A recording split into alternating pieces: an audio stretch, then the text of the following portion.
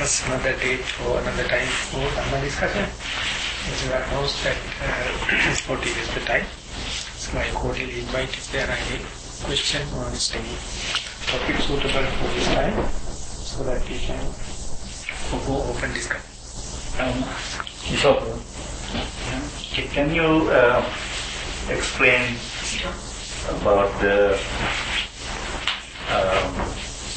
knowledge and practice in terms of progressing forward in meditation towards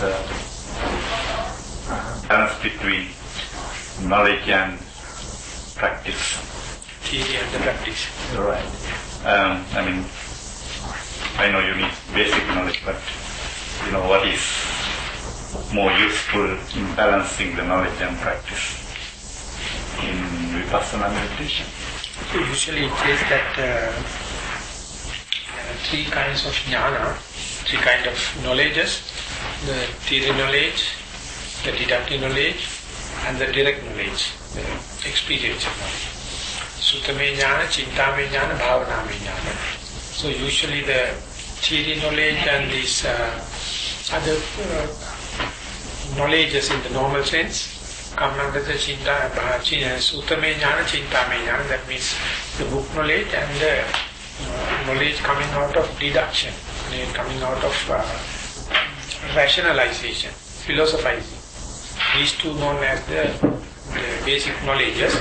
And while you are practicing, yet another kind of direct knowledge comes, that is called bhavaname jnana.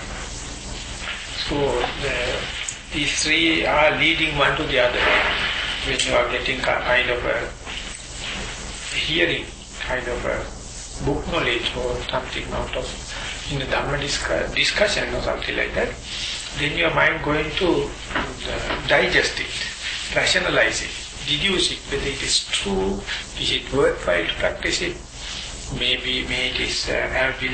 I get trapped into that or something like that. This happens. After that only any person put into practice.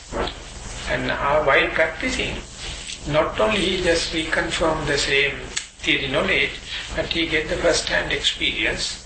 So these two are reciprocal each other. As you mentioned, if you have a good theory knowledge or suttame jnana, whatever happening easily you can understand it, no much of a doubt can entertain. Progress is faster. But that does not indicate they should have a complete suttame jnana to start with. So you can start it while you are practicing. The same thing what you started will be reinforced, will be galvanized again and again. So it is becoming a self-driven, self-recharging machine. Something like when you are driving the car, while you are driving, the battery becomes charged. That is a method it happens. So likewise when you are practicing also, the basic knowledge has come, but the problem is how much the theory knowledge you must have to start with. That is how you can put into the question, and otherwise it is kind of a gradual process. So there is no basic qualification, basic margin when you are referring back to the stories what happened during the time of the Buddha, like something like soap opera, something like other the weaver girl. They don't have any kind of a knowledge, but they went into the practice, all of a sudden they came up to a substantial amount of knowledge. So with that, would you mind to rephrase your question? Do you have any, can you rephrase the question again? I was thinking of to take example of swimming, for example. You can learn, you may know everything about swimming and the flotation theory and everything else, the forward forces and so on, but unless you dip in the water and practice, you can swim and you can reach your goals.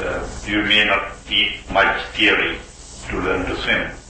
I was kind of looking at, it may not be a exact comparison, but like somebody could go and practice without too much deep knowledge of the subject. So exactly in the present day, computers also, Right. the youngsters start not with the handbook. They just keep on pressing and they come to know how it works. So therefore it is the most intricate thing in the world, but anyway, we call Bible system. Those who seek will find. That is the Bible system. When you keep on pressing, it comes. So exactly the meditation also. But my teacher in the Burma, he says he was a learned person when at the beginning he had got the Dhammajiva completed, went into practice, and later he came to know that the basic qualification or basic understanding of theory is not a must. In practice he came to know. After that he says, the theory knowledge is not a must to start with, but already available theory knowledge is also not a burden. That is the art you must have. You may have physics understanding, you may have understanding of the aesthetic kind of thing, or business, everything you can use for meditation. But you must know the appropriate application, appropriate technology, then you can use. Therefore you can't say those who have taken the academic part are disqualified to do meditation. But whenever they prepare, they can make use for their advantage. And therefore there is no such a, in the sense of any authority. Any person can start. But at the same token, you have some wrong ideas about Dhamma. And when you advance in your meditation, will it get corrected automatically? It can lead to complications also. The best example is the American Buddhism.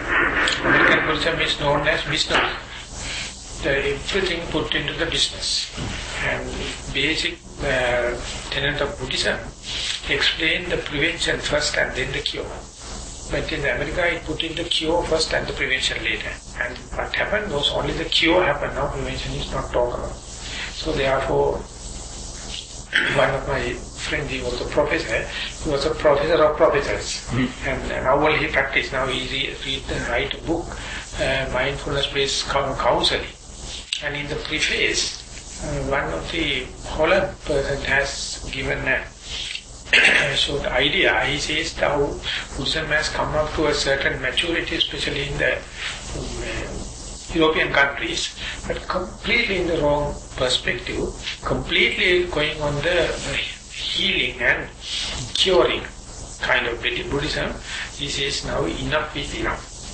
Now we have to make the correct perspective, put the prevention first, and the cure is a byproduct. But if you put the cure first and the healing first and forget about the prevention, Buddhism will be also commercialized. It will be a business Buddhism. So ultimately the people will end up with the complications rather than the leading to the final goal. So therefore, still I would say, if you are ready to change, even at the middle, there is a better chance for you to turn it into the correct way. But still, if you are adhering only to the mundane pleasure and the cure and the healings and selling the Buddhism for classes and all the kind of thing, then ultimately it's end up with so much of chaotic situation. Not only the progress, that you will fall into a cleavage, and then no one can help you because you will get, you are trying to get the mean advantage of the byproducts. So your main product will be suffer. So that is, I think when I was in Tampa, or something like that, most of the Buddhists, many were Americans. They say that Buddhism is there in America, yes, but it is always commercialized as a commercial thing to sell.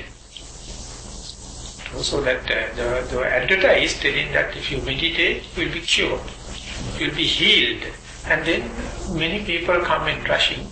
They never think about the moral restraint, moral responsibilities, never think about the concentration. They directly jump to vipassana, and many give the wrong interpretations. Because their perspective is wrong, The application is wrong, and ultimately they are talking so much and writing so much of articles, but it is leading, it is misrepresenting the basic Buddhism.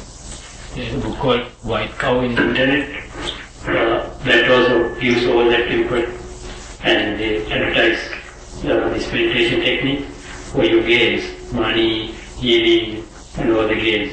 But I think at the end you won't go anywhere. You get stuck. It is yet another technique, economic technique, political technique, and the social technique to achieve something. Achieve something means the mundane, secular something. Of course, it is a byproduct. If you keep it at that level of byproduct, no problem. But if you keep it at the main, I would say, put the cart before the horse, then no good. So that is the, even in Colombo, when you come to the capital city, this danger is there. But the people in the village, they never mixed up with. They know Buddhism is such a religious thing. It is kind of a spiritual thing. But you, in order to make it popular, you try to make it more secular and take it to the classrooms and try to teach it. And then ultimately, even the teachers as well as the disciples both loses the basic theme. So there one has to be careful what is the purpose of all this investment.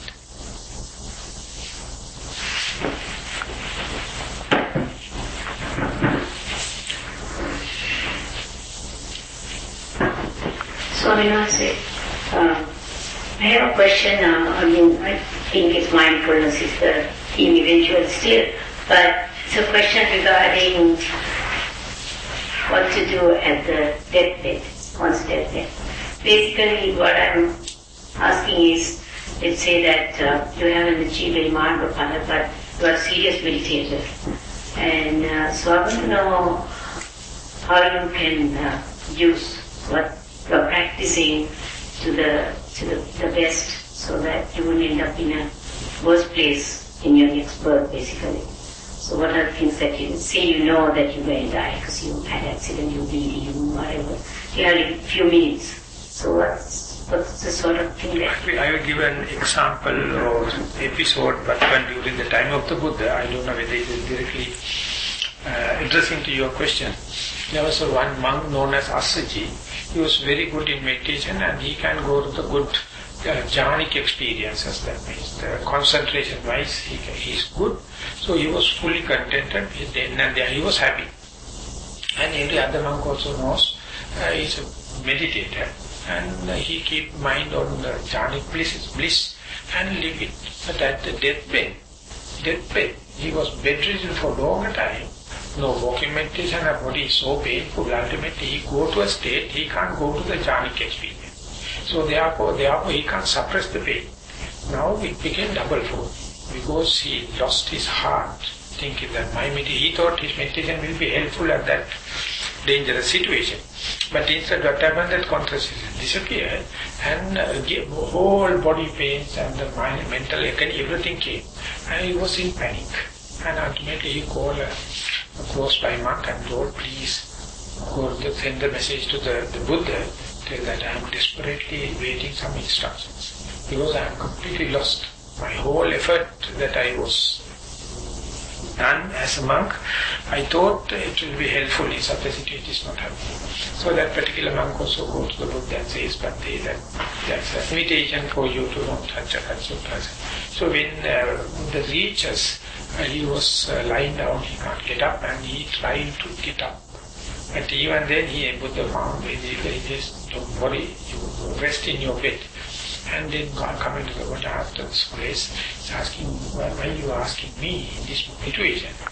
Because I was a meditating monk and all the sacrification done, but now I have come to the death, and there I find that concentration never helps me. It was very good as far as healthy and I am practicing, but even the body pain and the burn kind of. Then Buddha is asking one question. Do you also, Asaji, think the concentration is the prime thing in this sadhana also? This dispensation, do you think the concentration is the best? Asaji is listless. Then he says, what about your precepts? What about your moral conditions? Are you disheartened about your morality or moral responsibility? He says, no, I am very sure. I never committed that kind of thing. He says, forget about the concentration, it is just temporary thing. Most important is your morality. And it is the most close thing to assimilate the wisdom. So these are the basic things. And the concentration is a temporary adjustment to bridge these two. So when concentrate in your mind, you think about your moral background.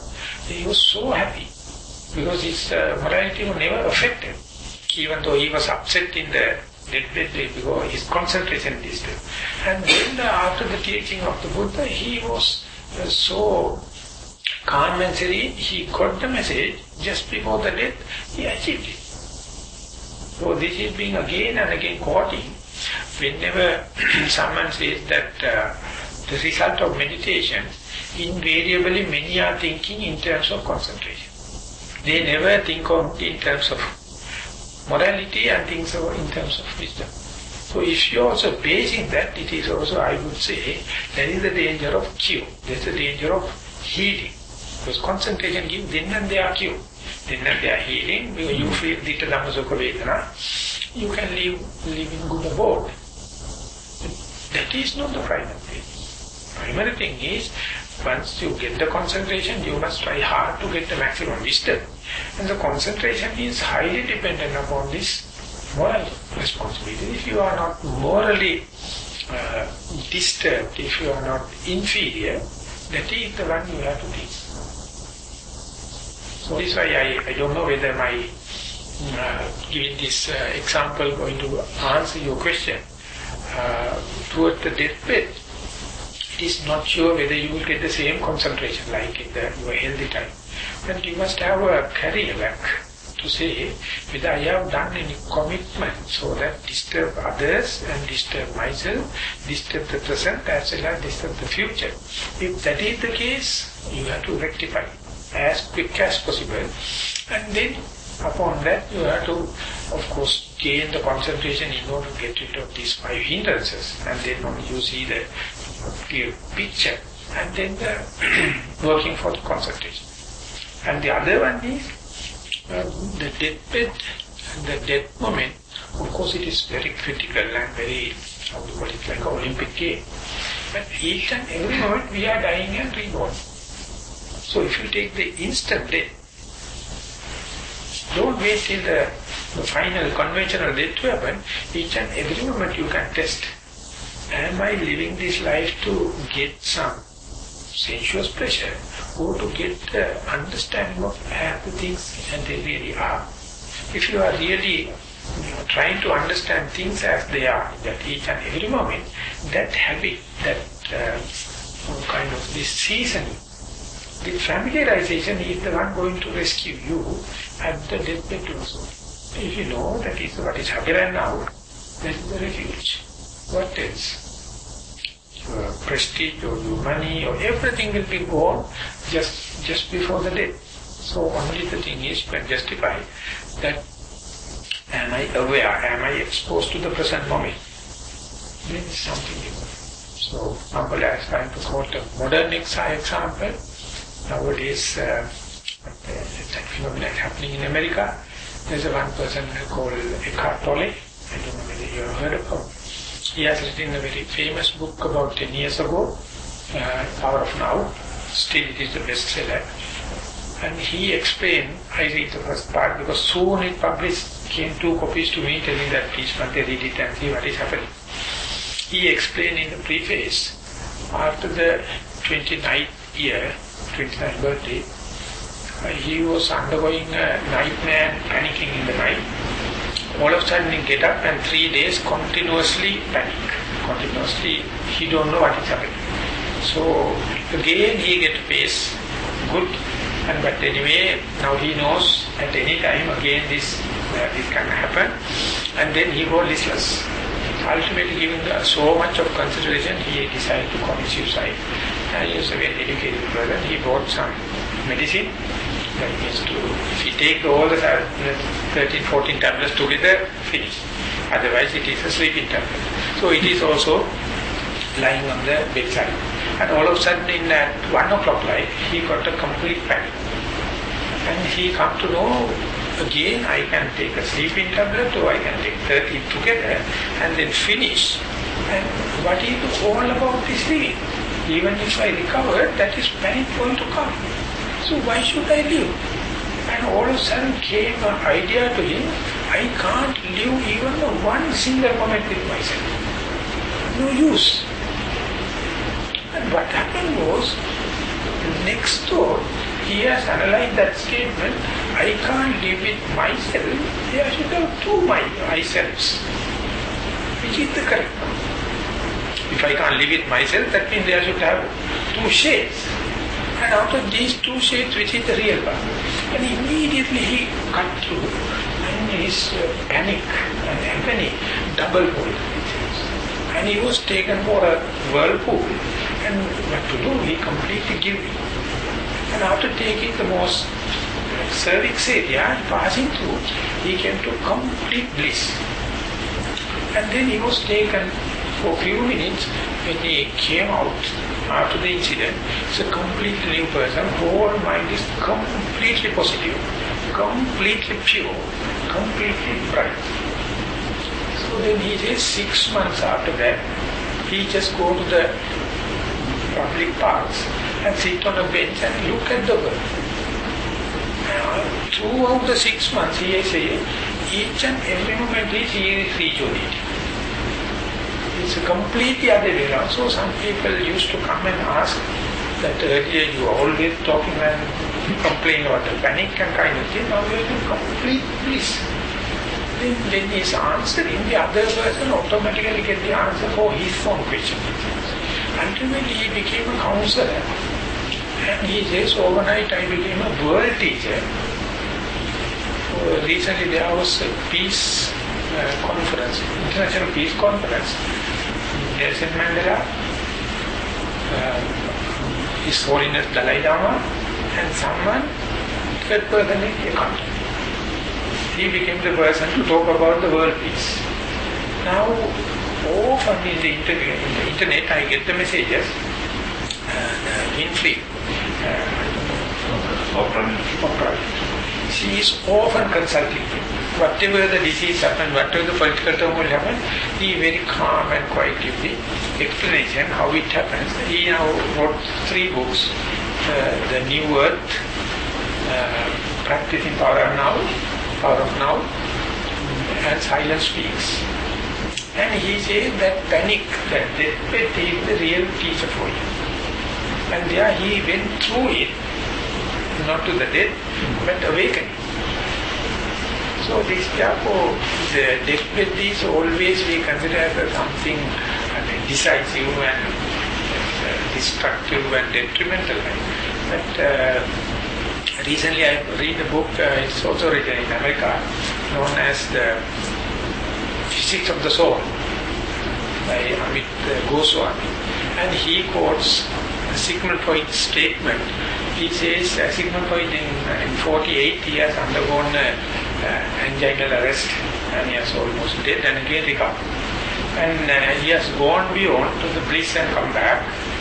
And he says about that, of course, if you are considering the death from the life point of view, it is a catastrophe. It's a devastation. All values and things finished. But if you are lucky to see the life from the point of the death, you will never come to the life. It's such agony, death is such a blessing. We have such a taboo, we are so frightened into the death.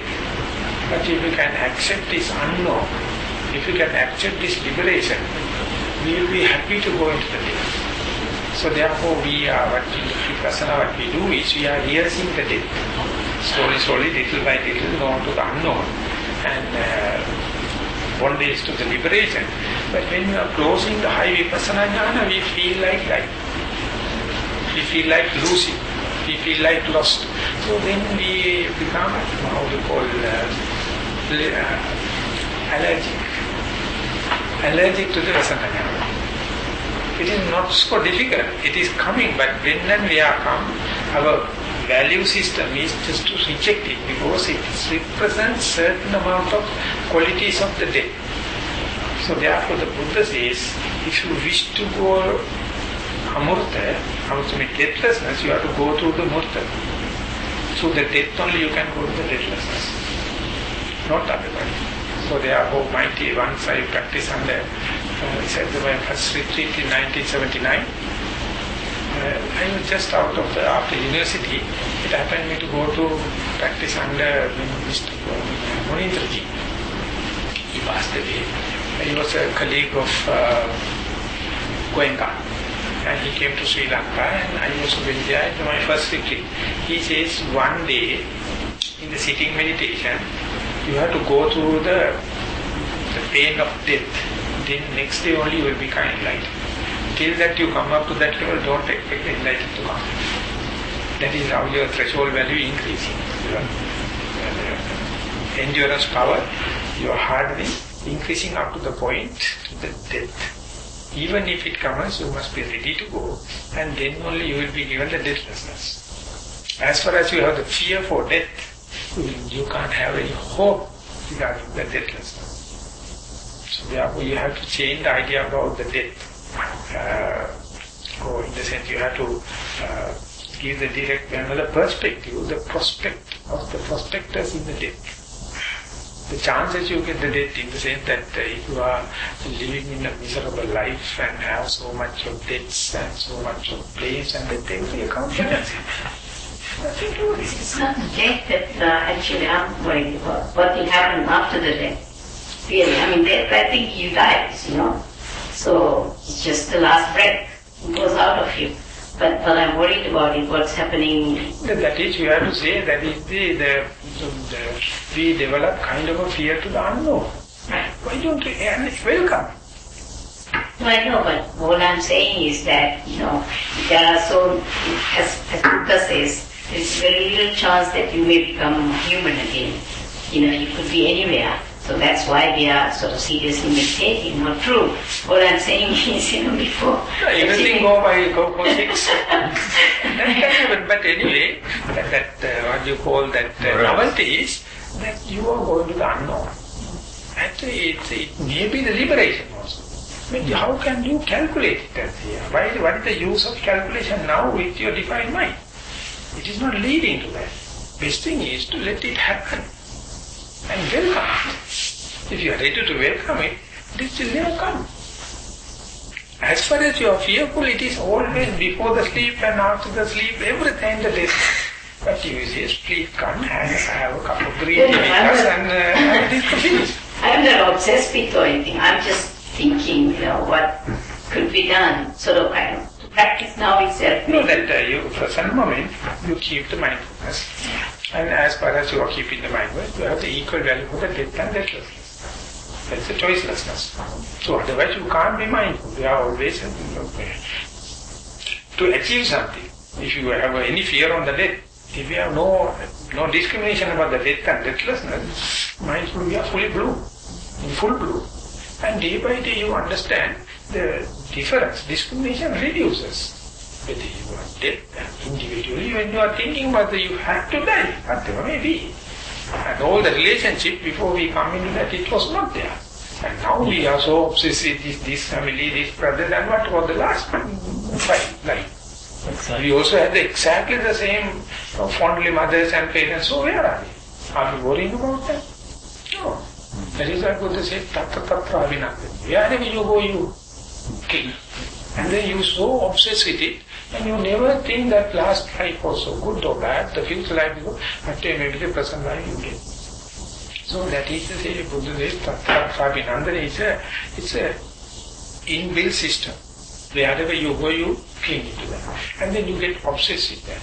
But our mind is not to always to be conditioned like that.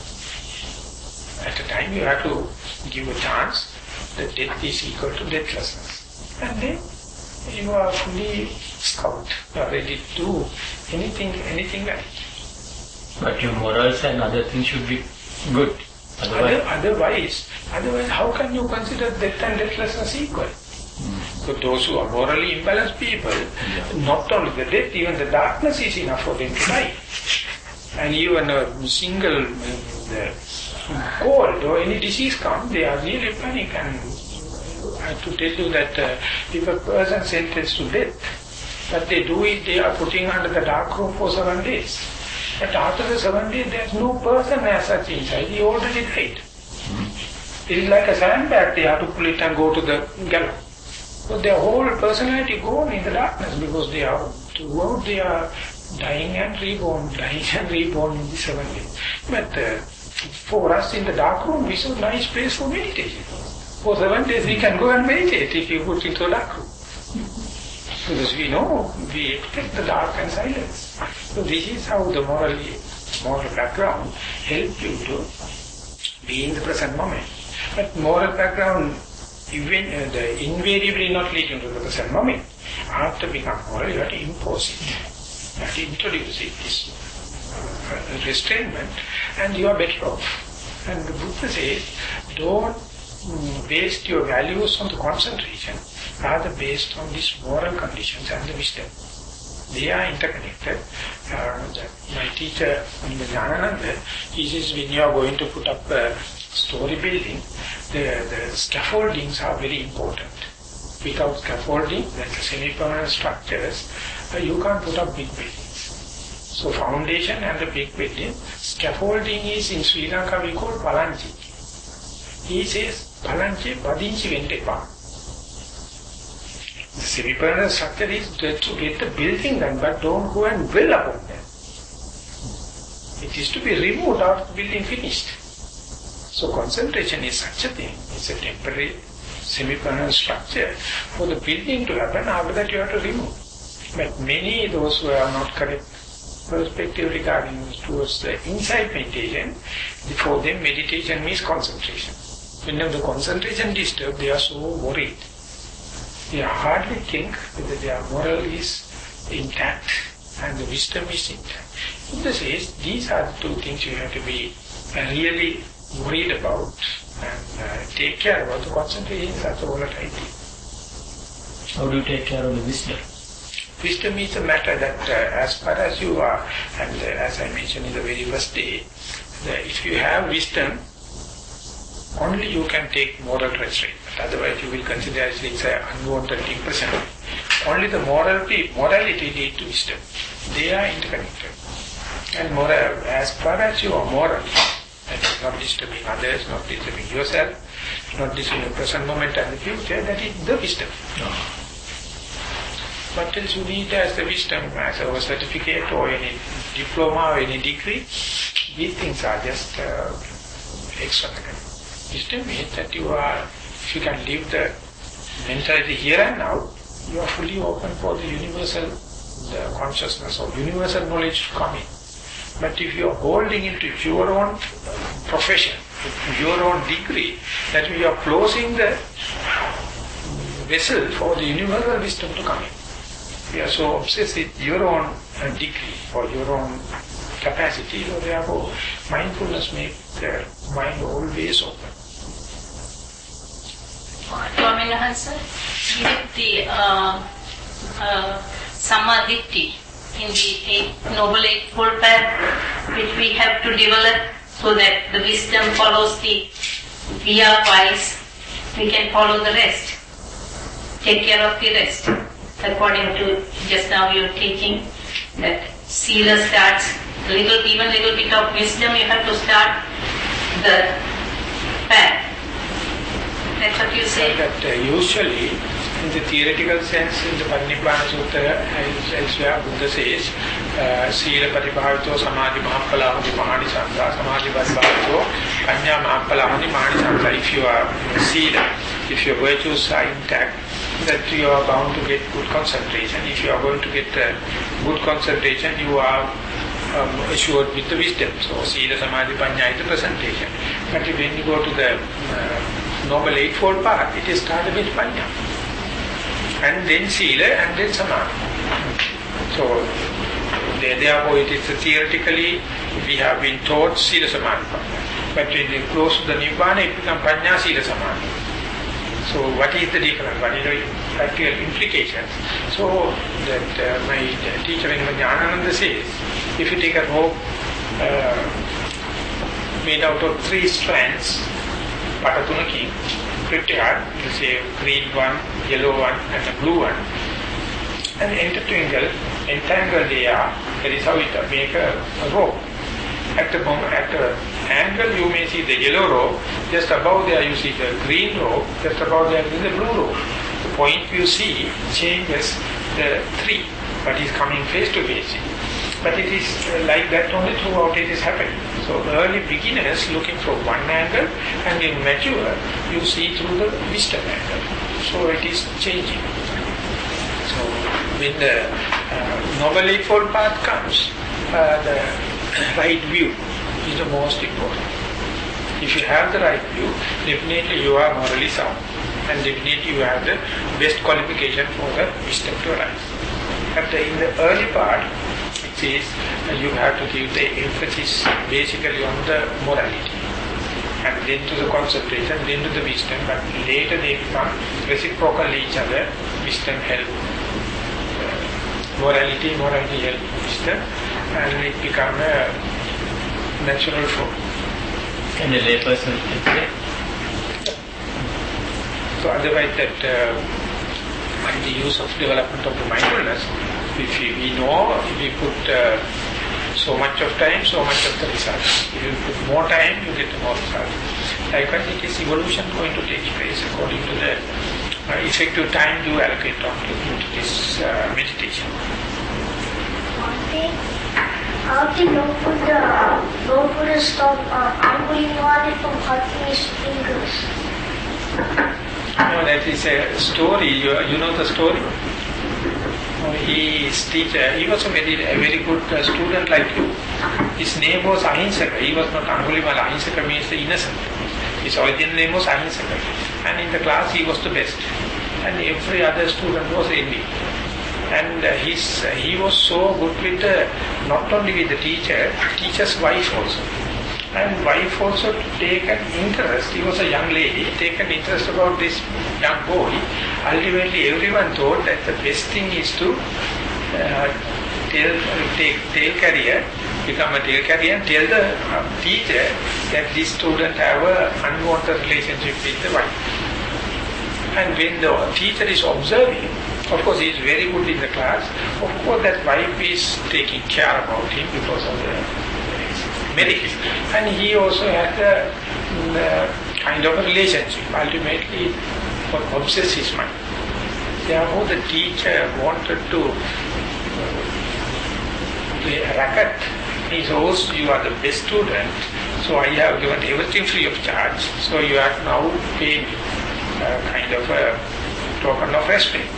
And he was ready all out to do anything. Then he says, I need 1,000 fingers, right fingers. So that means invariably he had to kill 1,000 people. And he was so skillful. He went to the forest, got the sword, and whoever was in the forest, he used to cut. Because he has no any idea about anything, he just wanted to fulfill teacher's request. And he used to keep the fingers on here today and tomorrow. They have to ultimately the birds and take it off, and the night animals go and eat. So whatever the finger he is going to cut, no way of accumulation. Then he thought of putting it as a garland, and whatever the finger he can protect. So as the number increases, he was so happy. And it came up to 999. And that was the time that even the king got frightened. Even the people never crossed the forest, because it is becoming like a phenomenon. And even the battalion goes to kick him, take him out. He knows how to take one person by one person without giving any hint to the rest of the battalion. So even the army is not willing to go there. Even the king is frightened. And ultimately the message went to his mother. And mother says that he was such a nice innocent boy. Now what happened, and the whole country is at risk. So she thought of going there, because she knows definitely she can tell him what is the bad thing.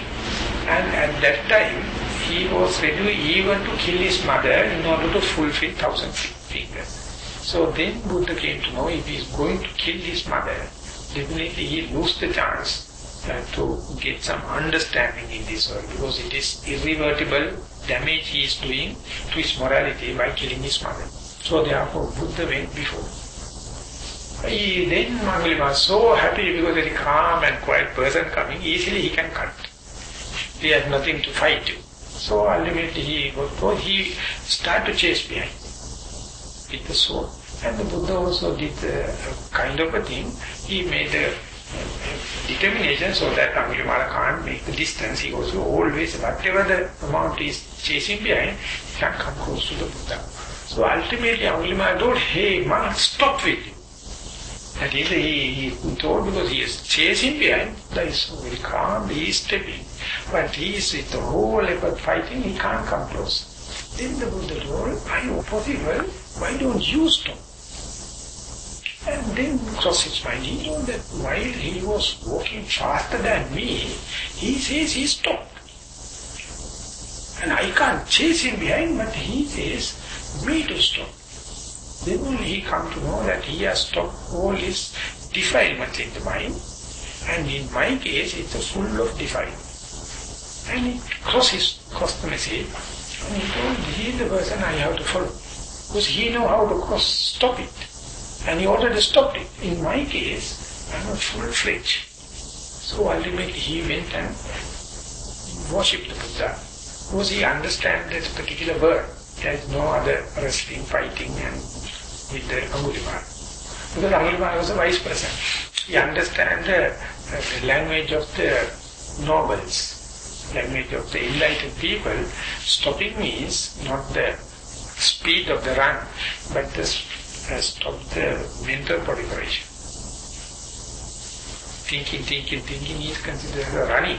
If you can stop, that is the stoppage the Buddha is appreciating. So he is inviting Angulimala to stop. When Angulimala stops, he has to go and ask the way and ways and means from the Buddha how to stop. So that is how Buddha stopped Angulimala. From story. Anybody getting nearly close to die? Anybody getting nearly close to die?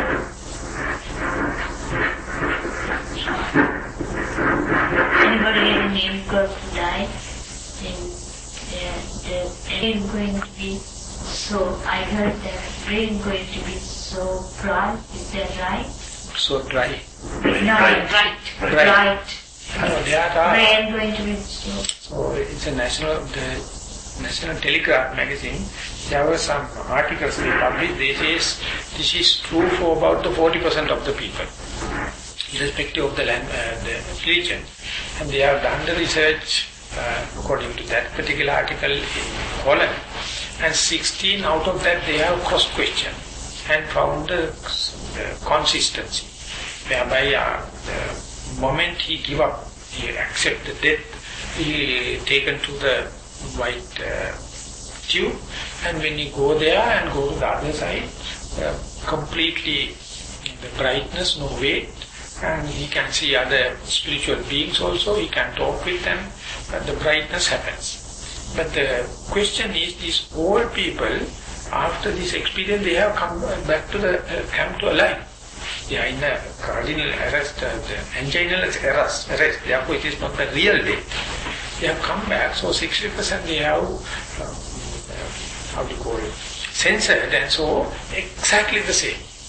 And later they surveyed these 16% people and they came to know 3 profound changes happened after their experience. One thing is, if you ever to undergo such an experience and come back to the life, then or not you will never think about killing a living being. It's a natural thing happen. Second thing, he will never do self-curse. And third thing is, he is ever productive. Even at the last age, he will never give up studying, give up entrepreneurship, and ever young. So these 3 characteristics are the end result after this kind of thing. But it is not for every person. Maybe they are the people going to the celestial planes and they're going to the hell. Maybe different story. They have not spoken something. Maybe you have to do the research and do, but they are going to do. So that is exactly the same thing like that in the Tolly's case happened. Out of the complete panic, he has gone to that state. And now near-death experience is happening in the under the Ranta's experimentation, the death hour, experiencing the death hour. So many are going to the sinking people and dying people, giving counseling and asking them, keep them bright, and sometimes they speak.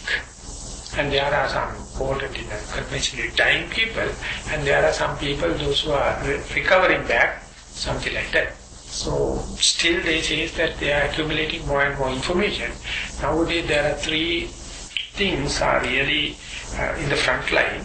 One thing is near-death experience. The second thing is that quantum theory. Now it has come up to the level there. What is the Buddha has already explained is almost in the top class, in the minds of the top class scientists. They can't be. The third one is there's chaotic theory. This is now they have put up maximum, the ultimate in the mathematics. This is anything can lead to anything. For example, they say if the butterfly give a wing in the east coast, it can create a cyclone in the west coast. That is what the quantum, the chaotic theory means. When these three theories comes, the science and mystic come into close by. And now Buddhism is the only this thing can explain it and at least accommodate it. All the other creativity and kind of thing has gone. So in that sense, this near-death experience is ever accumulating information. So the book that I mentioned, that Physics of the Soul by Goswami, he has taken huge part of his book to prove the Tibetan book of death is correct. There's one very famous book, just like a Bible in the Tibet, the Tibetan book of death, what are the stages after the death is going through. Without any kind of scientific thing, it has written about 1,200 years ago. And now they are seeing, it is just like a mystic. But in the scientific experiment, and they are now coming parallel each other, coinciding each other. So Goswami is a Hindu person. He has no much of understanding of the Buddhism. But he, of course, Hinduism now having a lot of the spirit of the Buddhism. So he comparing how to prove this death experience. So he is the one, he says the signal for its statement. If you know the bliss of the death, you will never be frightened of that, you will be welcoming it because it is the final answer. And it says that, I think in that book, the different people have different lifestyle. So if the life is a long, complicated formula, arithmetical law, whatever may be, geometrical formula, whoever may be, once you worked up, the result is zero at the death day, any person. Whatever you do in the living time will be very high and low and prestigious and all the kind of, but at the deathbed, everyone comes to the zero level. So therefore the Maha, the evil one, is the most democratic person in the world. He will consider everyone completely exactly the same, whatever may be you are, male or female, well-to-do, or any day it doesn't care. When you come too close to him, everything becomes flat. So there's a one Sinhala kavi, I can't translate for you, I am sorry. Ganankarakan, Hayatianakan, Nambugarakan, Niletianakan, Adambarakan, Salitianakan, Meokamakan, Melavin Yanakan. Go, make in the Gitama, Yokoma, Taratiran, Matan, but nearing that, you come to the completely in par with animals and all the other living things. And from that point of view, if you see the world, what a joke this is. What a camouflage. What a drama. What a magic show. How much we are in the delusion to develop one upmanship. I am better than you. I am higher than you. And knowing, if you know really, at the death everything but comes to the equality, but it is fine. So all the stress and all the frustration is due to this, the class, the game in the classes, economic classes. If you live in the equal way, if you consider humanity, all are in the same boat. So how can the equation be equal at the deathbed? Because say a morally bad person who is doing so many bad things doesn't have the equal zero at the time of death.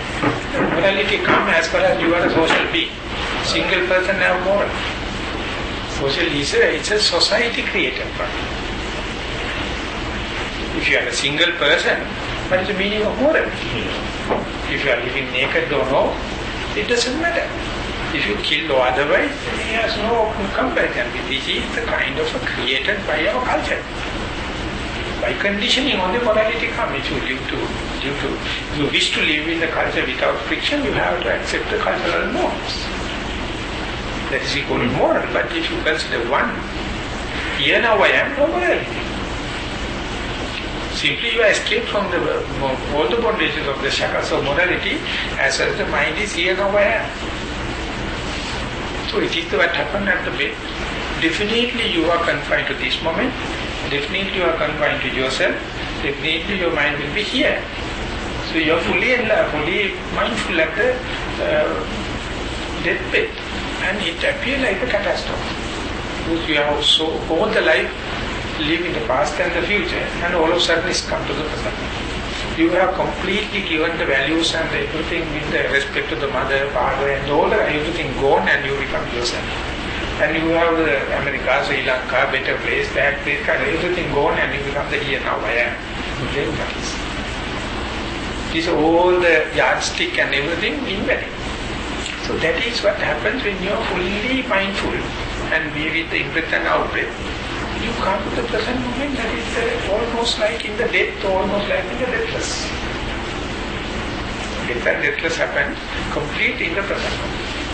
So why don't we get a higher birth, free birth in a good place then if you are mindful at the deathbed? And you can put it in this way. If the higher birth and the lower birth, everything is going to give the equal suffering, why should hanker for the better in the next life? No, what I say is that not become an animal, become human or somebody where you can do more good things. Yeah. So what do you mean by good? Again, then it comes to the word. This again comes to the yardstick. Yeah, but we know that we can't attain all this enlightenment if we have a bad morals or bad unwisdom or some brain defect or whatever. So that's right, I say. So you, at the deathbed, you become enlightened. I mean, not enlightened, but you become mindful. Then, everybody, as human, should get a good rebirth. But only one thought moment. And it is just show what is happening. But if you are not aware, if you are not trained with the mindfulness, it appears like something strange. You will never consider this as the mindfulness. That is why the Buddha says it's a rehearsal. Develop mindfulness and be prepared, and the death comes, you feel now, you come back to the mother's lap. You come at home, you never feel something strange, because it's the same thing. So that is why Buddha says, if the life is uncertain, death is certain, therefore be prepared for that. How to prepare? Be here and now. Your death moment and the enlightenment and the present moment with your effort, if you come to the here now I am, you are seeing through the death rather than get succumbed to the death. So that is a kind of adventurous because it is going against the grain. Otherwise that mindfulness is something of strange for us. The only thing is we have not given proper value. But in this effort, what you are going to do is don't give the much value for the faith, energy, concentration, wisdom, but take the mindfulness as the prime important and give the chair. Then the whole world is different. And that is more relating you to the death moment as well as the enlightenment. Whenever you come to the mindfulness, even at the rational level, even at the temporal level, you are losing this life. You are losing the senses and the knowledges and the sense pleasure. But you are relating, getting a kind of a connection to the death, and that is what we were avoiding throughout the samsara. Even now we are frightened of the death. But Buddha won't say that mindfulness is the death. He says, mindfulness is a very good thing, please train yourself and kind of thing. He, in the direct way, he trained mindfulness. Ultimately, those who are prepared with mindfulness, when the death comes, he finds he will go home. He's going home. He feels at home. He never gets frightened. But even if you are developing mindfulness, thinking some kind of a heaven or some kind of a thing, you will never understand the meaning of mindfulness. You will never be prepared for the death. You will never be prepared for the enlightenment. Because all these things are very close by. But although you are saying that everyone's equal, zero, whether you are morally immoral person at the time of the death, but after death, there's a big difference between moral person and immoral person, right? Yeah, that's what he said. That's what Gandhi says. Because at the deathbed, if you know you are mindful, then that is your. You have a choice. You have a choice. If you don't know, everybody gets the mindful, but they don't know that they are mindful. They are not ready to entertain it. They are not ready to accommodate it because they think it is something calamity, like a cyclone, it's like a tsunami. And if you are prepared with the mindfulness, you have undergone without breath, you have been long time. Without feelings, you have been long time. Without perception, you have been long time. So you know this is exactly what I was. You don't panic. You don't panic, nothing to be Should be happy. No, you feel like going to mother's lap. And that is the protection, and it is the food and everything. So death is such a thing. So if you prepare like that, what is this so-called the minor things, the diseases and the loss, that kind of thing?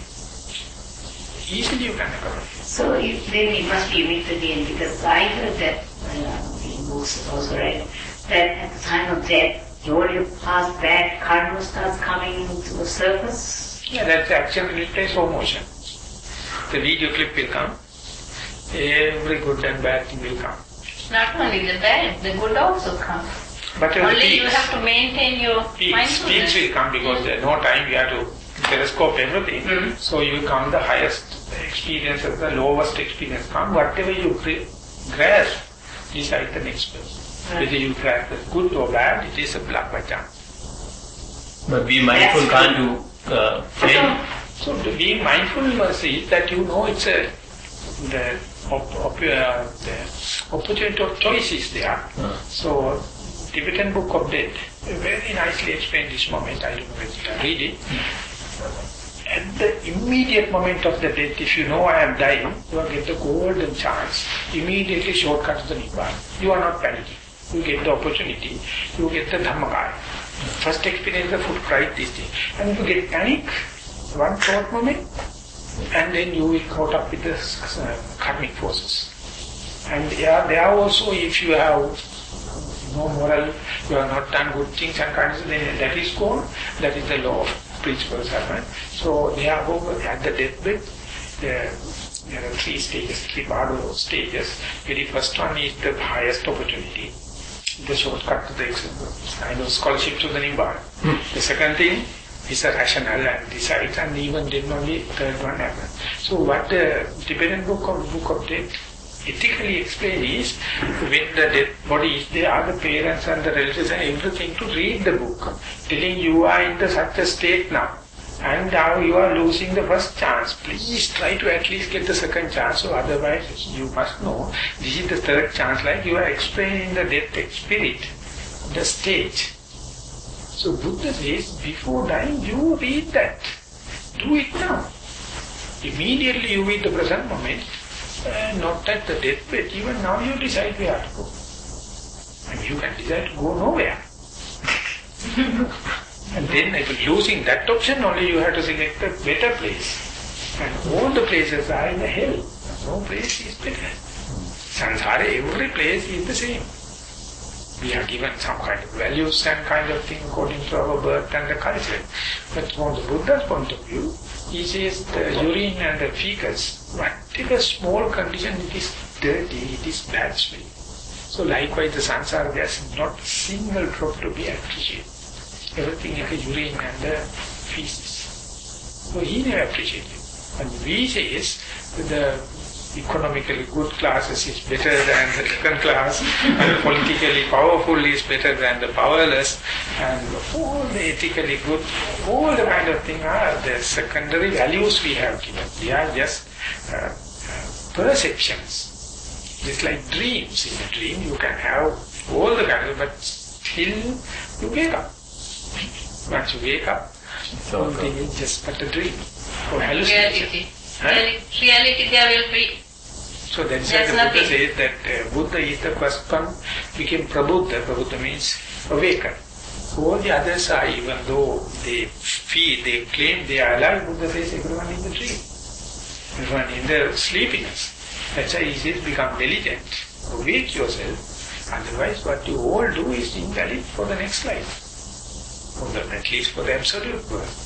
But as far as living in this society, don't violate it. Do accordingly, fit into that, and as far as you are there, don't make any fuss. Don't make any bad spots. Leave it aside and go to the fit for the next one. There also don't cling into that. Do accordingly and go to the next stage by changing influence. So that is the person we can say will fit into the world. Well fit into a full-fledged human being. If you are only adopted to one particular culture, one particular temperature, one particular economic class, that means you are so vulnerable. Once you pull out of that, Swami, the near-death experience, you say, that is that Vijnana leaving the body? How does that person see? When these surgeries are done, they say that this was done, that was done, and I saw it like that. How it happened? So that you can understand when the Anapana is completely ceases to exist. Yeah. You know there is no Anapana, but you are not dead. You know you are not unconscious. Yeah. You are not sleepy. You are get kind of experience, and even you get the sounds. Even you get, but they never come into the memory. Yeah. So that is the kind of a vijnana, kind of a consciousness devoid of your senses, sense impingements. So it's a possible thing. So when you go there, you experience something. It is called whole body experience. It is not by through the ear, not seeing, not hearing, but everything is in the comprehensive manner. Yeah. So, and if you go further down there, when you go to the Chitta Sankhara Patisangvedi, the feeling and perception also you can see through. And still the Vijnana is balanced, but it's go more into the middle, go back to the center. So there are a number of layers. Maybe one of these layers, where the outer surface, where the anesthesia is cutting off all the neurons, and the mind is living, but it's living it's hibernating into the middle core. And it's not leaving the body. If it leaves the body, Vijnana leaves the body, then the body will be a dead body. That is what you think, but the body is, it's an instrument. Yeah. So whether you in and out, difference is there as far as you are bogged down with your senses. As you leave the senses, in and out difference go on.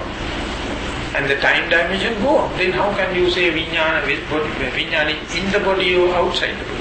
At the very beginning it says in Paticcasamuppada, it says for the Vijnana to enter mother's womb, there should be some like fertilizer, like parents stuff, and then it need Dhamma needs to... That is what I am saying. Don't believe those things 100%. This is children language as far as the senses are concerned.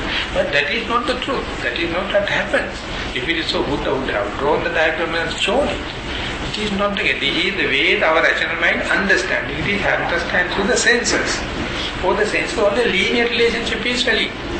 Matrix you can't understand it. So therefore you cling into what is linear because it is digested, but that is not the reality. When you are understanding the concentration and when you read the concentration in the book, completely different. So that you must keep it open. Because this Paticcasamuppada is highly regarded by the... It is highly regarded theory, but the theory. It's just a theory. You can't say by words and the theory you can't never reach the practicality whether it's Paticcasamuppada or whether it's 5 precepts. They are all just mere theories. So you have to understand limitations of them. But you can use them as a tool. But once you go there, you will completely see it is not what you learn in the blackboard in the classroom.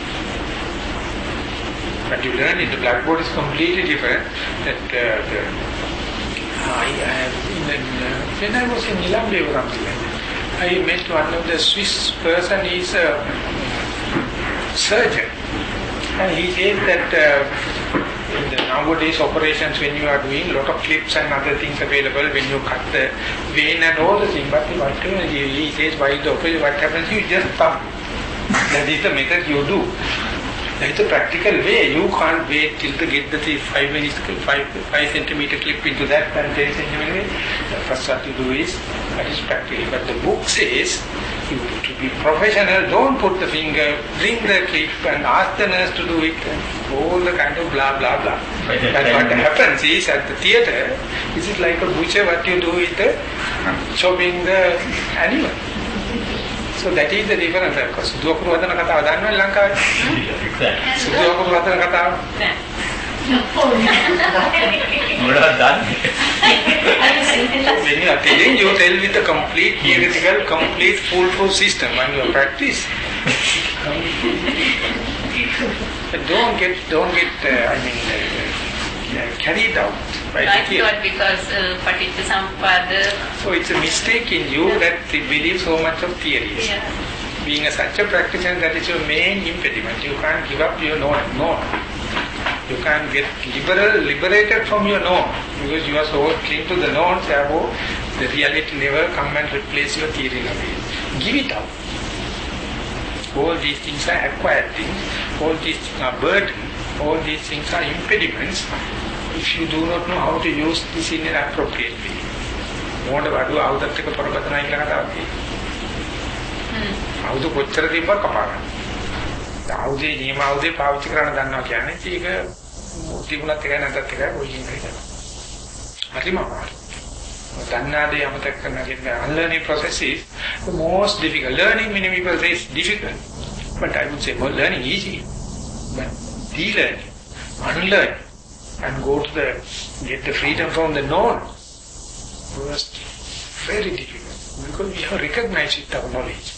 We have recognized it our degrees. We have recognized it our diplomas. So therefore very difficult to get it out. That is the highest form of generosity. Giving it up. Leave it up. Still you can live the life without any problem. It is good. As far as you know, it is a theory. Yes. If you take the theory is more than practice, never practical knowledge will come and will come to. So you have to forget about it. You're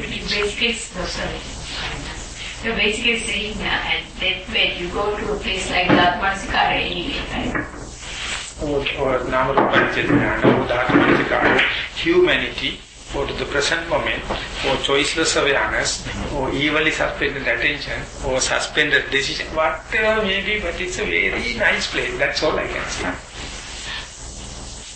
So, in the 40% and 60% of subjects in the study, did they say at all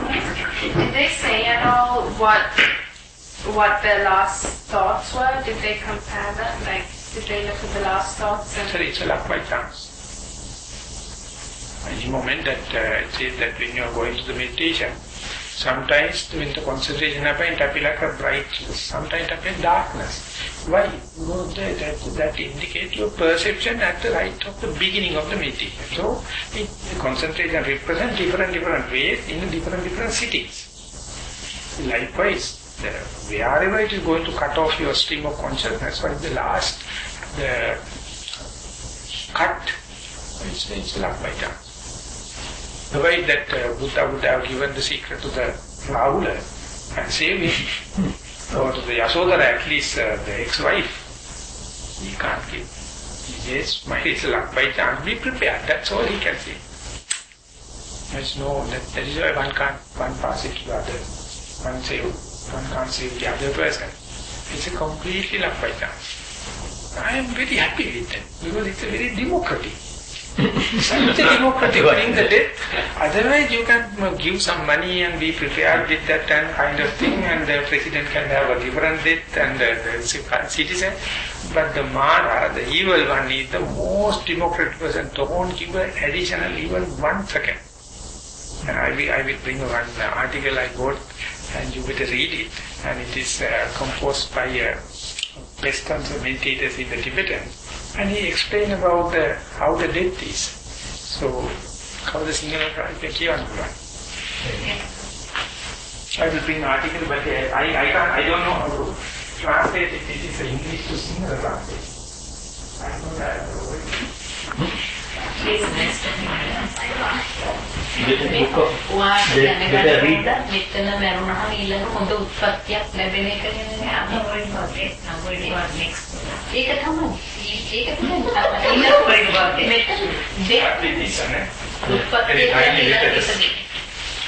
I don't know how to. There's one very good known as the songs of Milarepa. Which one? Marane. පොලියට ගත් මුදල් නැවත ගෙවිය යුතුද? You have to repay your debts. Whatever you have taken it for interest, you pay it back. මරුහට කවුරුත් ඒ සැටියෙන් මන්ද ගෙවිය යුතුද? That means you have to, if you, for Mara you have to pay it. Yeah, it's a debt. You have to pay it. එය මගහැරීමට සිතා ගැනීම බොළඳ. It's a very childish thing if you try to avoid. මරහු ළඟාවන විට පෝසතුන් හට අල්ලස් දී ගැලවිය නොහැකි වේ. That's what you said. No bribing. මරු ළඟාවන විට වීරයන්ට සුරත ලැබෙන මුවහත් කඩු පෙන්නා උගෙන් ගැලවිය හැකි නොවේ. So even if you show your sword or your weapons, you can't escape. චපල ස්ත්‍රීන්ට වසඟවන මාරයෙක් ලොව දැකිය හැකි නොවේ. Yeah. The women can't charm Mara when he can't seduce. You can't seduce. Yeah, exactly. You can't seduce.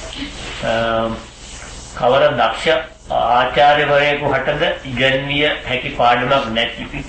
Even a professor can't teach. Mara. I mean, the time comes. Nothing to teach you. Nothing to teach. බියගුල්ලන්ට පසුව එන්නම් කියා මාරයා රවටා ජය ගැනීමට හැකියාවක් නැති. You can't cheat him. Cheat the death. කිනම් මරවරයෙකු වුවද තම බලපුලුවන්කාරකම් පෙන්වා මාරයා බියගැන්වීම කළ නොහැක්කකි. Even if you are powerful, he won't get scared of you. සම්භාවනීය පූජකවරයෙකුට හෝ විශාරද වෛද්‍යවරයෙකුට හෝ මාර්යා සමග දිගින් දිගට පණිවිඩ වුමාරුවක යෙදිය නොහේ. පස්සේ පොතකින් කතා කරන්න වාසිකෝල් යද්දී කියලා කියනවා. Yeah, exactly. He calls, you have to go. You can't ask for 1 second extension. Then and there you have to surrender. තමා රැක බලා ගන්නා මුරසෙබළුන් හෝ අරගෙන සිටි දෙවි දේවතාවුන් හෝ මාර්යා හමුවේ ඔබ මගහැර යෙත්මය. Even the soldiers, even your gods. Security. Yeah, security. You have your own security people, the gods you are securing you. They can't take care of you. All will run away when the Mara comes. තවමත් දන්තමින් ඇවිලෙන අඟුරු කැබැල්ලක් මෙන් අවසානයේ අලියට සැඟවී අවසන් හුස්ම බින්දටත් නිසි විවේකයේදී ඒකාන්තයෙන්ම නිවි යනවා ඇති. It's like the charcoal, which is red charcoal, sprinkled under the ash.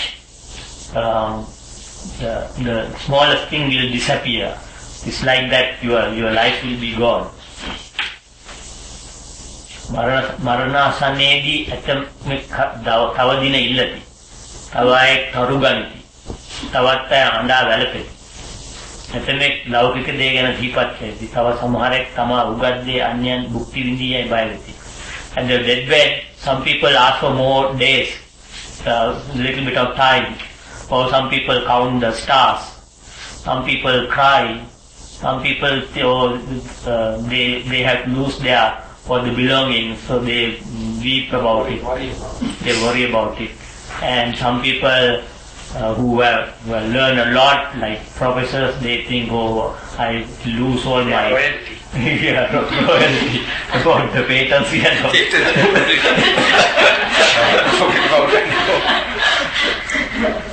So they all, but nothing will, I mean, the Maha will take all that. කොතරම් ආදරය අනුකම්පාව දක්වන මිනිසුන් සිටියා තම අවසන් ගමනට ඒ කිසියෙක් නැති. All the people who have compassion, who are loving you, near ones. Yeah, near ones, they will come with you. ඕන්ට කල හැක්කේ හොඳට පාර්සල් කර වතුරට හෝ ගින්නට දමා තම තමන්ගේ වැඩ බලාගෙන පමණය. ඒ සඳහා ඔහු ඔබ හැර දමා ඉක්මන නිවෙස් බලා යාමට සූදානම් වෙනවා. Once you are dead, what they will do is they will just put you to the funeral, finish the funeral and rush back. Yeah, exactly. And they just want to rush home back. They won't stay at the funeral pyre. Because it's a bad omen. To be in the bad environment. මරසන්න මොහොත ළඟා වූ විට කිසිවෙක් කෝ තමාට උපකාර විය හැකියි පිට විය හැකියි තවමත් හිතාගෙන ඉන්නවා. Do you still think that there will be people to help you at the deathbed once you die? If it is so, it is a very sort of like a mirage. ධර්මයෙන් ඈත්ව ඉන්න තාක් ඔබ මේ මුලාවෙන් ඇත්විය නොහැකි. If you are away from Dhamma, so you are in this illusion. Yeah, vision. I mean, what do you call this? You are lost in this. මේ මුලාව දුරුකොට මරහට දිශාවෙන් මුහුණ දීමට ඔබට ඇති එකම උපකාරය පීඨ පිළිසර නිර්මල සදහම් පමණයි. Dhamma is the only one which will get this false vision out of you. And the Dhamma will help you at the deathbed. So, I have a question. 1 minute. මේ ප්‍රසන්ටේෂන් එක හරිම ෂාප්. අපේ මරණානුස්සති භාවනාව වගේ නෙවෙයි. හරිම sharp, හරිම practical. මම කිව්වා ඔබ මගේ අපේ අර සභාපතිගේ තාත්තා මැරිච්චාම ඕක තමයි මම මරණ පත්‍රිකාවට ගාලා මෙහිලගේ තියෙන්නේ. ඉතින් අනිමේසු ගෙනියලා හැම කෙනාම ෆොටෝස් එකක් කොපි 10 බෙදලා කටික බෙදලා ඉවරයි. මරණය වුණාට හරි ජොලි වැඩේ. මේ කීවල බලනකොට මැරෙන්නේ කියලා. This all about the death. ඉන්පසු අල්මිත්‍රා දිවසියා අමතමින් අපි දැන් මරණය ගැන යමක් දැනගැනීමට කැමැතිමු දිවසියාට කියමු. With Divasiya is the... It's a kind of a dialogue. Kalijipta writing that... Almitra and Divasiya. Yeah, Almitra is one person comes of commoners. And Divasiya all of a sudden come and people go and ask how is the prestige, how is the faith and how is the meditation and kind of thing. He gives him a shortcut answer. Yeah, then this Divasiya is another person. He says...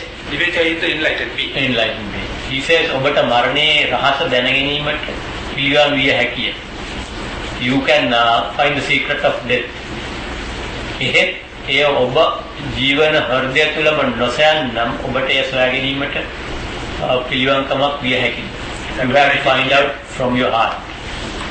Otherwise you won't be able to.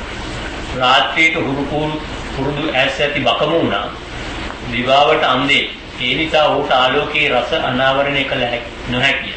It's like the owl. He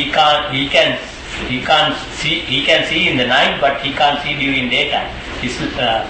So there, because of that, when the light is there, he can't see anything, so he doesn't know.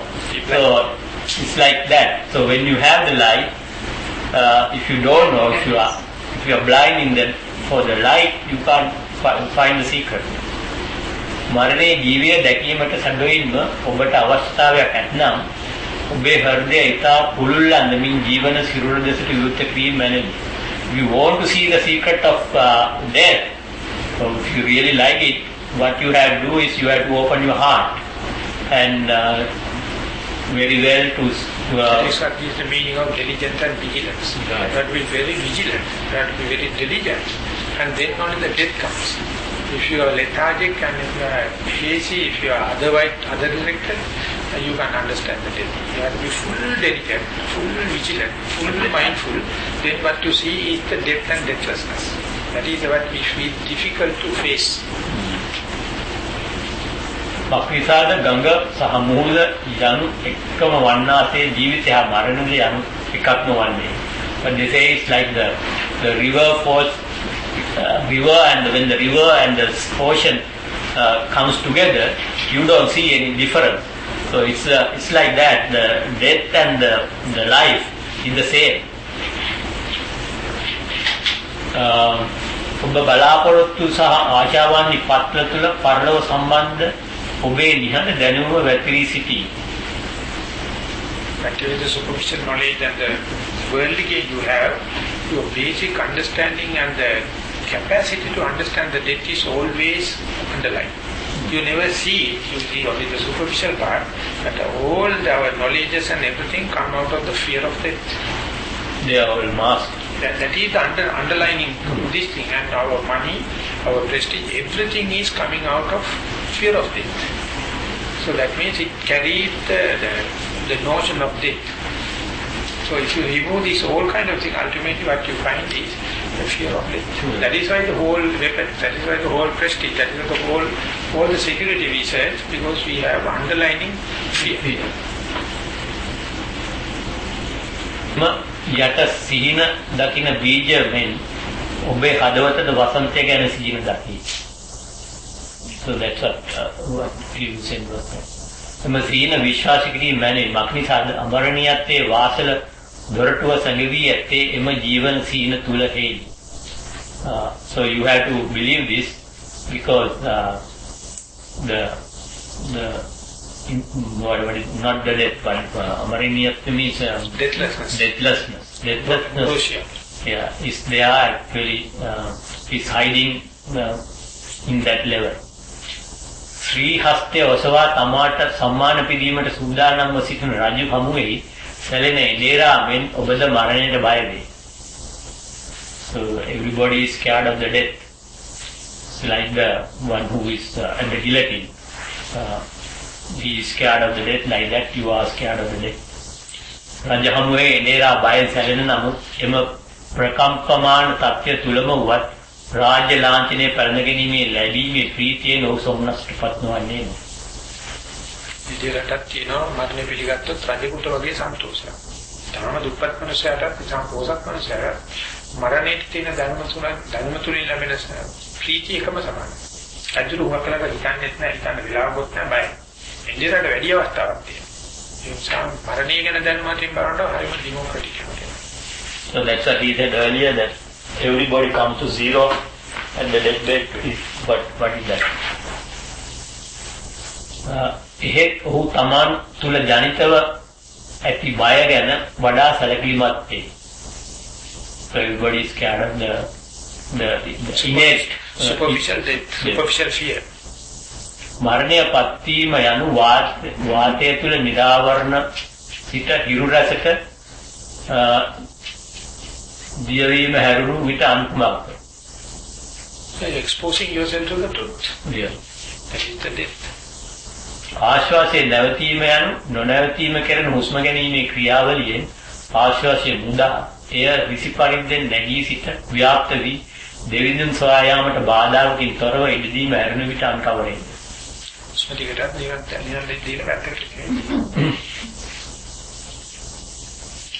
the end of the in-breath, if it stops, you are going to releasing the breath to the atmosphere. That is, you are giving the liberation for the last breath. You are not going to pull back.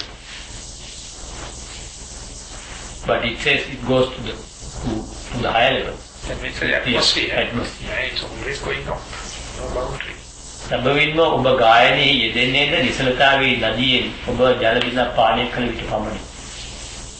ඔබ කඳු නැගීම ආරම්භ කරන්නේ ඔබ කඳුමුණ සපත් වූ විටය. That means the death, according to this, is the start of life again. That's the culmination as well as the start. Right. So it's like you climb up the mountain, then only you know that you have reached the top. Like that, when you die, only you know that is the beginning of the life. That is what? That's the beginning. Beginning of another life. But the life, what do you mean? The life you understand with respect to the death. Death you understand with respect to the life. So therefore, that's why it says it's nothing but the same. The two facets of the same. Yeah. So yes, then it's difficult to understand, but you have to. Even though it is difficult.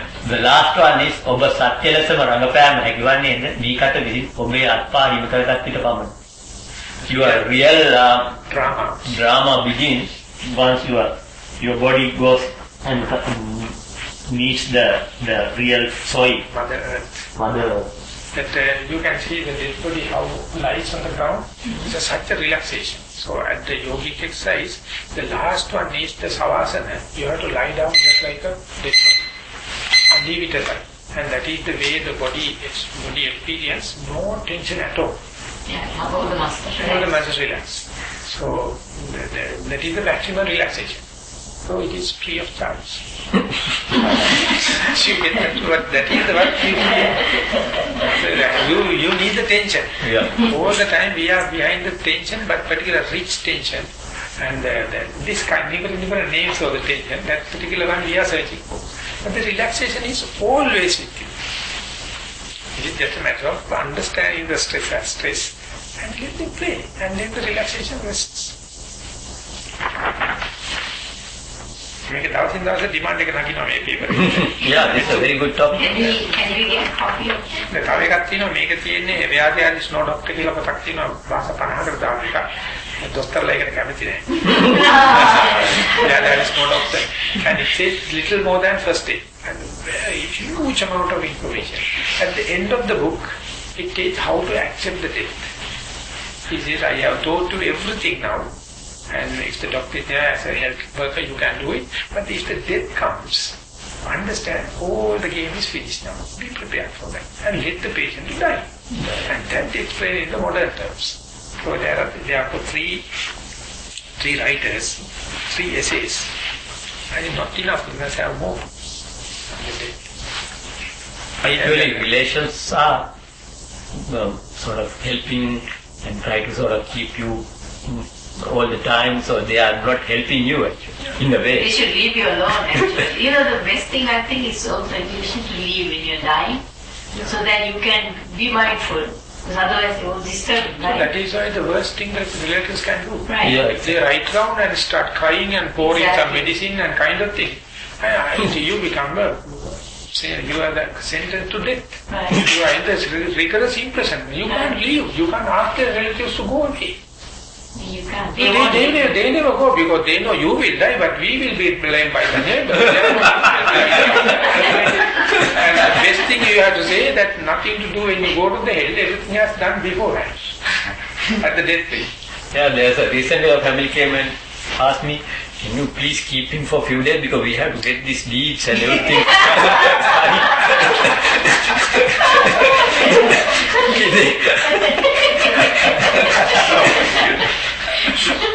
That's such a joke.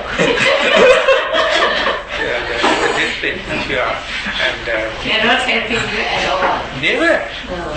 That even the whole drama you can see. It is the Buddha says everyone is acting due to self-love.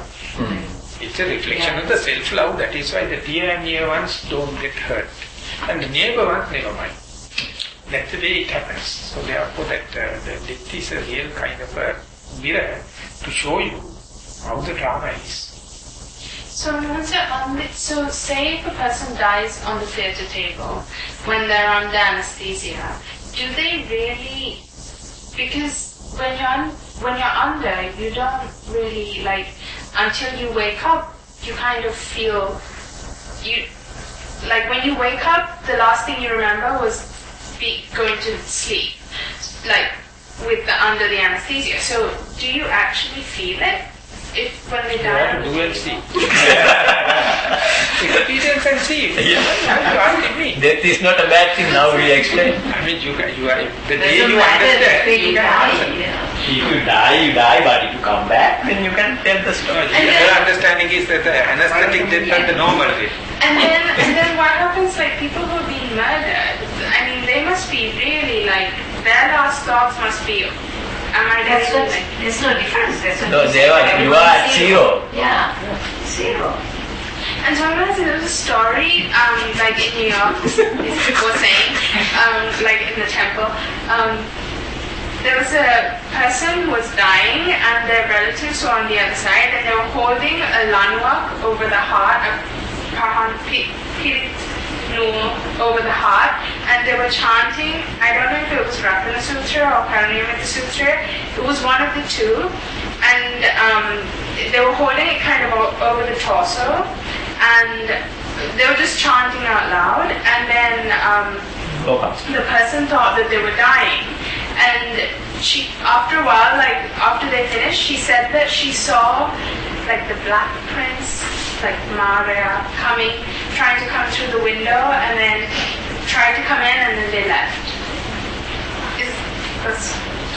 Even not at the deathbed, every time people have nightmare. It also can happen. This is the hallucination means. Are you going to justify it? The believers can do marvels. This is like you call the self-hypnotism. That's all the crimes happened in the world due to the beliefs. So once you believe, that is what we call conditioned mind, and anything, any concept can be a reality. That's why Buddha says, don't taken up 100% of them. It's a possibility for that person, it is more than the truth. But we must understand, mind means a magician. Mind is a magician according to Buddha. So are we going to believe and analyze the magics? The product of the magician? It's a camouflage, it's an astral. I call this common sense. People have vocabulary stories all the time. You must understand, you practice and see which is verifiable, which is detectable, that is only you have to believe. All the others, that even your close friend and your mother and everyone can be telling, but they are under influence of kilesas and they are not in the pure mind. So definitely they may talking with out of compassion, but it is not wise, it is not the wisdom. So therefore don't deny, don't accept it. Evil is suspended attention, suspended decision. Even if I say something, don't take seriously. Yet another sound, that's all. That is how you believe yourself. Don't believe what the other says and what is the mystics going to say. Okay, now bell rang. Full session. Okay, we went 7 minutes more. Yeah. So now, maybe till 3:30 we will be taking a walking session, and 3 to 4 we will come here for sitting. Thank you very much for taking part.